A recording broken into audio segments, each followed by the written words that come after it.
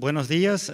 Quería empezar en español para agradecer a la organización del Congreso por invitar y tenernos esta oportunidad de presentar nuestro trabajo con genómica en ganado Hereford en Brasil.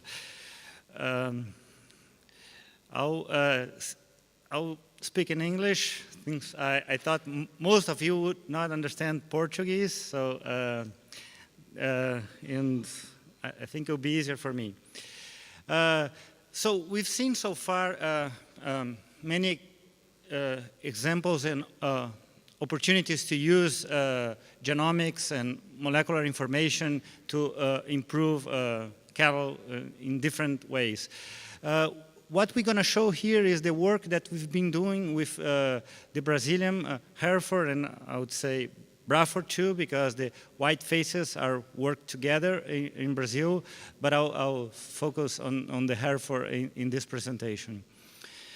I think all of you know that crossbreeding with British breeds, and Hereford is a very good example, is a way to fast improve early mature or early pregnancy, early finishing, and especially meat quality of the zebu populations. If we look at this map, in Brazil we have about 80 million zebu cows located in the tropical area. Now, the feasibility of large-scale use of this technology is limited, especially if one thinks that 90% of reproduction is done by service bulls, and maybe 10% with fixed-time insemination is through AI. It's limited by the higher susceptibility of taurine breeds in general to ticks, especially ticks, but also other external parasites, and to the heat and the solar radiation. So our application of genomics started thinking in terms of this problem, especially the ticks, because as you know, to get phenotypes for ticks, we need to let animals be to carry parasites, and there is a risk of, there is a decrease in production, there is also a high risk of disease and death.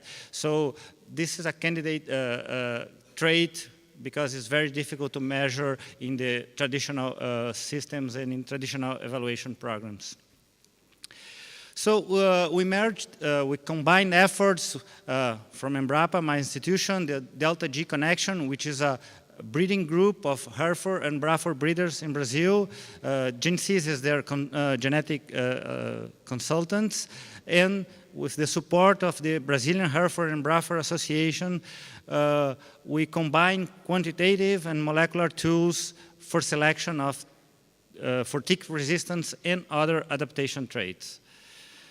So we heard about reference populations, and so we built this population with phenotypes and genotypes for our Brazilian Hereford and Braford. And one cannot underestimate the work that was to build this population, and we are very thankful to the breeders because all of these tick counts were done in farms by the producers or their technicians, their trained technicians. We, as from last year, we had more than 5,000 animals with phenotypes, and that means 2 to 3 counts per animal, so more than 12,000 records, and about 1,600 of these were Hereford animals. These animals were also scored for eye pigmentation and hair coat. And we extract DNA for almost 4,000 animals and for the most influential sires. And we work with for most of the animals with the 51, with the 50K chip, and ended up with, after quality control, with 41,000 markers to use on our genomic application. These are some pictures of the training of the farmers and some meetings that we've done during the course of this project.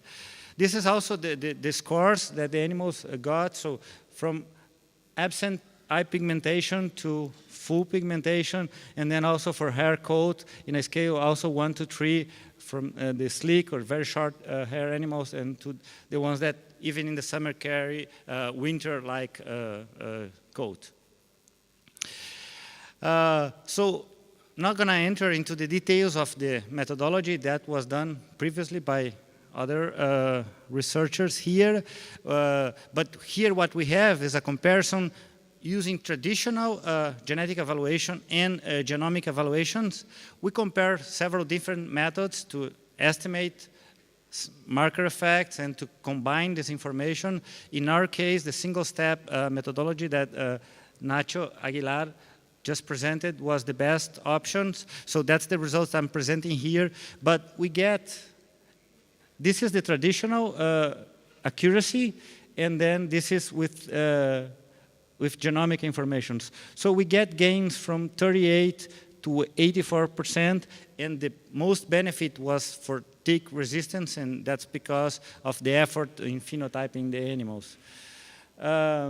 So with this, we had a tool to select animals without exposing them to the ticks. We already published 2 sire summaries for Hereford and Braffords. So, and there are all the most influential sires used in Brazil are genotyped and are part of these publications, and we're going to update that this year. Sires from Uruguay, from Argentina, from US, all places of the world that are used through AI in Brazil are in these evaluations. Now we got to this point, and with the 50K panel, which costs about $50 for us in a low scale, we reached to a point that the producer said, well, that's too expensive to use in routine evaluation and to genotype all the animals that we have as selection candidates. So what's the current work that we are doing? In alignment with what was said before, we are studying the genome of the animals and looking for the segments that are most influential or most important in explaining the genetic difference between animals. And this is the example for the tick resistance. This is each part of the genome, and the highest is the peak here. Most influential is that region on the genome. And in each of these regions, we look at the most important markers and select them and build a reduced panel that can be genotyped in a different technology with a much lower cost.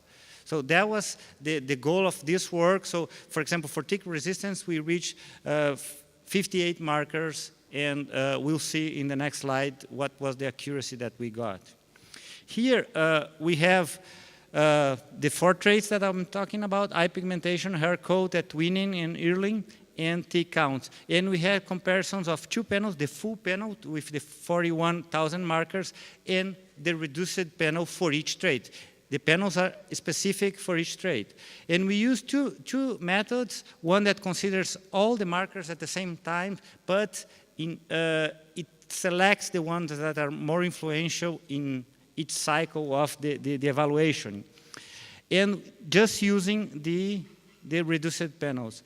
What I want to say, regardless if the populations are more similar or distant when we do the validation, the cross-validation of these panels, the accuracies using the reduced panel were even higher than using the full information. So selecting only the ones that really matter to the traits, we get higher accuracies. And with a genotyping cost much lower than with the full panel. So what we are also doing to add value is to include additional phenotypes and phenotypes that are difficult to measure. We are currently working with tick-borne disease, which are a big problem in Brazil. And hopefully this year we will pass 2,000 animals evaluated. And also for the pink eye and the eye cancer, we are starting on phenotyping animals for that. With that, and combining with parentage, breed composition, and other traits, we think we can build very low density panels with added value, and that will be, commercially attractive to our producers. So the advantage, summarizing, the advantages for the producers are, of course, what was shown, the increased accuracy of EBVs by combining the genomic information, but also I think working with traits that are not currently in the genetic evaluation programs, we can give an opportunity to build specific or distinguished lineages of cattle.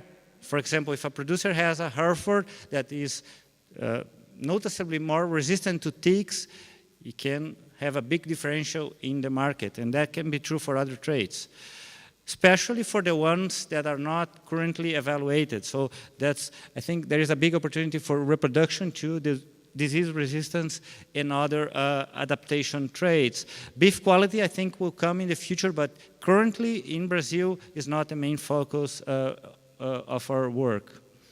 And of course, we'll need to develop for our country, and I think it's not going to be different for Uruguay and other places, is to develop efficient business models where we have a lower cost of genotyping, and perhaps the low-density panels will be a very good alternative for that. That was what I want to show. This work was done by many people, and the producers are key, the breed associations.